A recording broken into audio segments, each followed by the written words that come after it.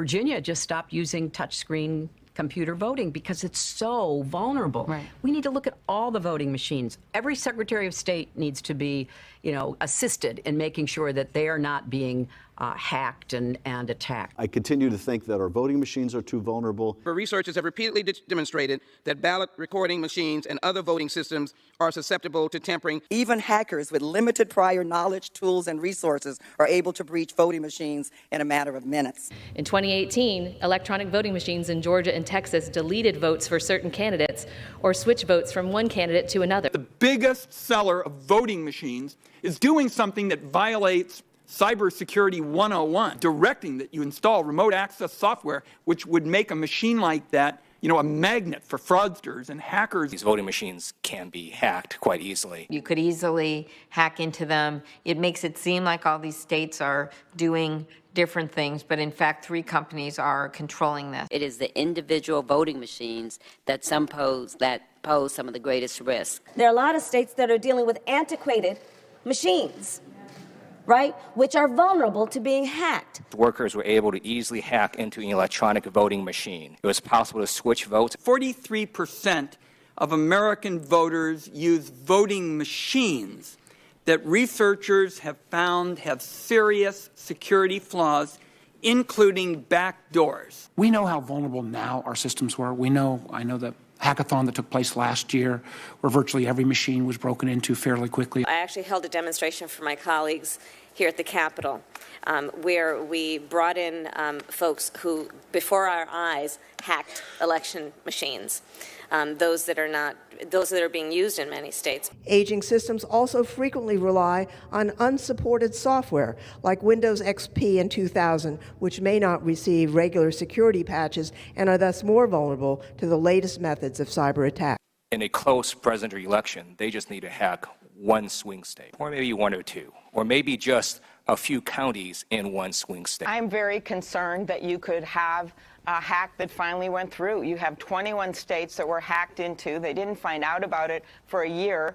Right now, we have over a dozen states that either don't have any backup paper ballots or only have them partially.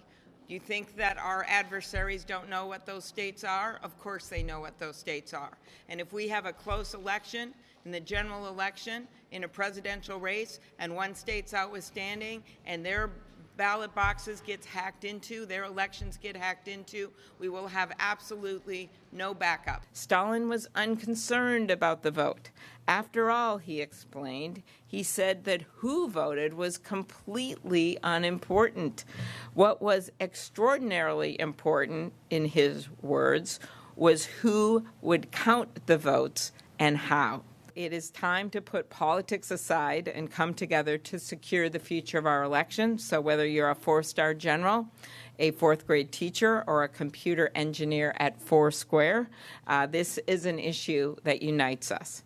In at least 40 states, elections are carried out using machines that are at least a decade old, and like any technology, they're susceptible to increasing failure with age. Some state officials have had to turn to eBay to find critical components like dot matrix printers, decades-old storage devices, and analog modems.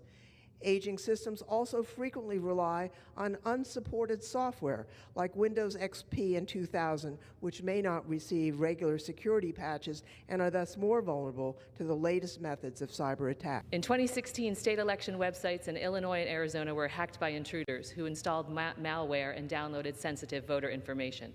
It is worth fighting for integrity in our election system, which means that they are free from interference by a hostile or an unfriendly nation.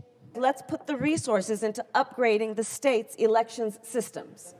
Because what we know is this, there are a lot of states that are dealing with antiquated machines, right, which are vulnerable to being hacked. I sit on the Senate Intelligence Committee and Senate Homeland Security Committee.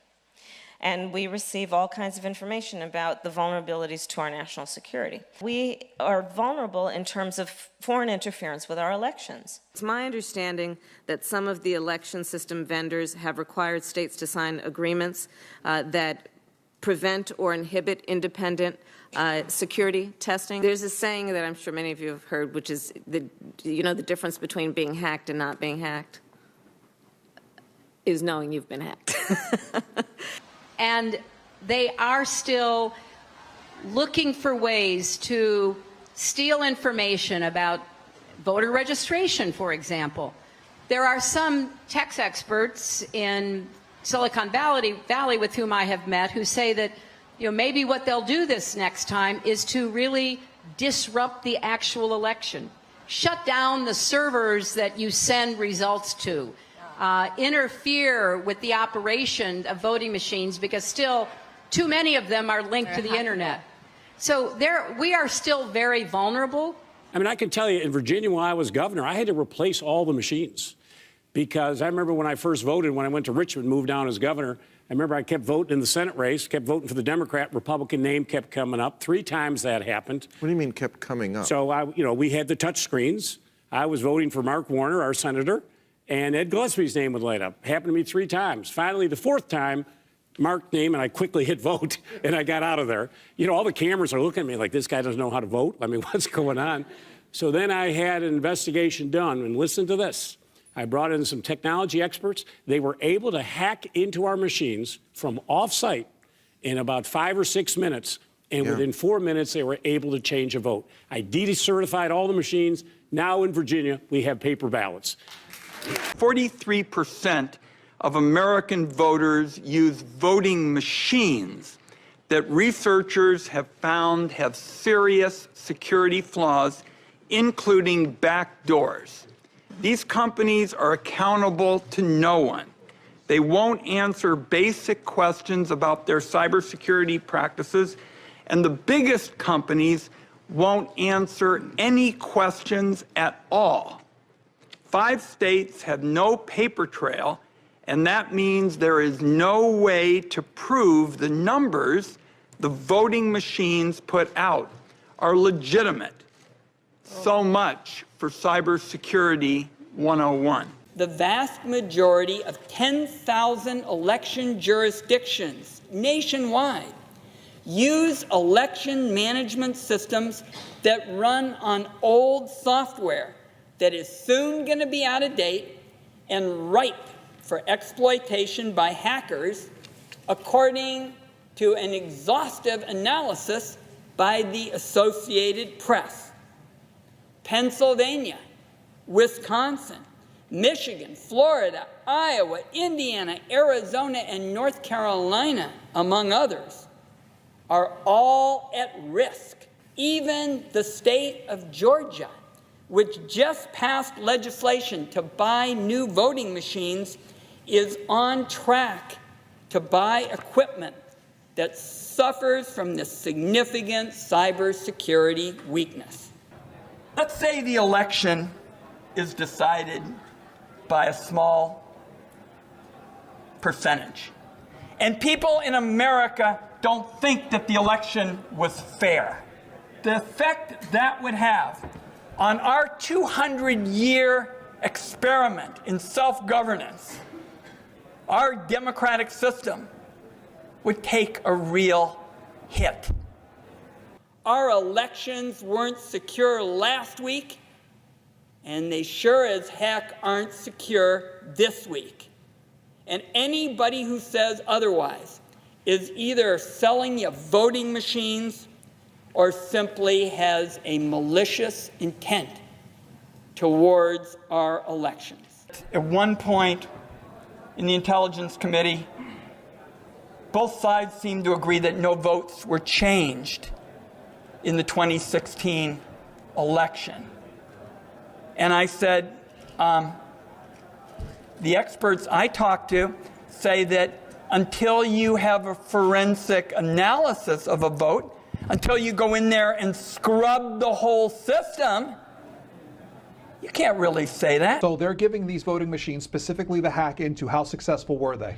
Well, the ongoing record was they hacked within 90 minutes of being in the same space as the voting machines. Now, these are not hackers that are actually touching the machines. They're doing this from across the room on internet-like connections.